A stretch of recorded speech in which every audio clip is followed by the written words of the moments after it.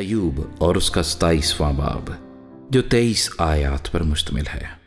اور ایوب نے پھر اپنی مثل شروع کی اور کہنے لگا، زندہ خدا کی قسم جس نے میرا حق چھین لیا، اور قادر مطلق کی سوگند جس نے میری جان کو دکھ دیا ہے، کیونکہ میری جان مجھ میں اب تک سالم ہے اور خدا کا دم میرے نتنوں میں ہے۔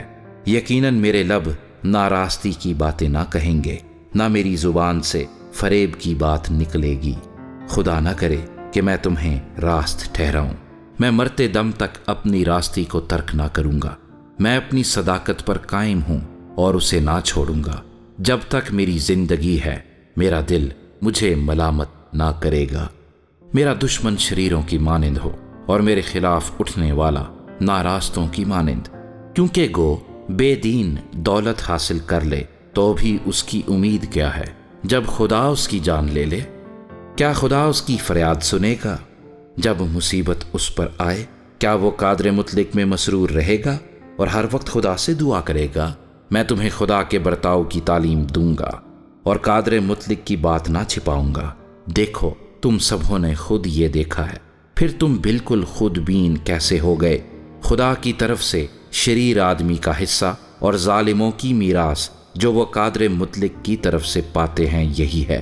اگر اس کے بچے بہت ہو جائیں تو وہ تلوار کے لیے ہیں، اور اس کی اولاد روٹی سے سیر نہ ہوگی۔ اس کے باقی لوگ مر کر دفن ہوں گے اور اس کی بیوائیں نوحہ نہ کریں گی، چاہے وہ خاک کی طرح چاندی جمع کر لے اور کثرت سے لباس تیار کر رکھے۔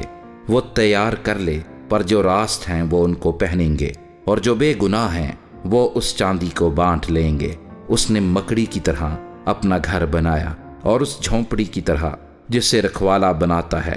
وہ لیٹتا ہے دولت مند، پر وہ دفن نہ کیا جائے گا۔ وہ اپنی آنکھ کھولتا ہے اور وہ ہے ہی نہیں، دہشت اسے پانی کی طرح آ لیتی ہے۔ رات کو طوفان اسے اڑا لے جاتا ہے، مشرقی ہوا اسے اڑا لے جاتی ہے اور وہ جاتا رہتا ہے۔ وہ اسے اس کی جگہ سے اکھاڑ پھینکتی ہے، کیونکہ خدا اس پر برسائے گا اور چھوڑنے کا نہیں۔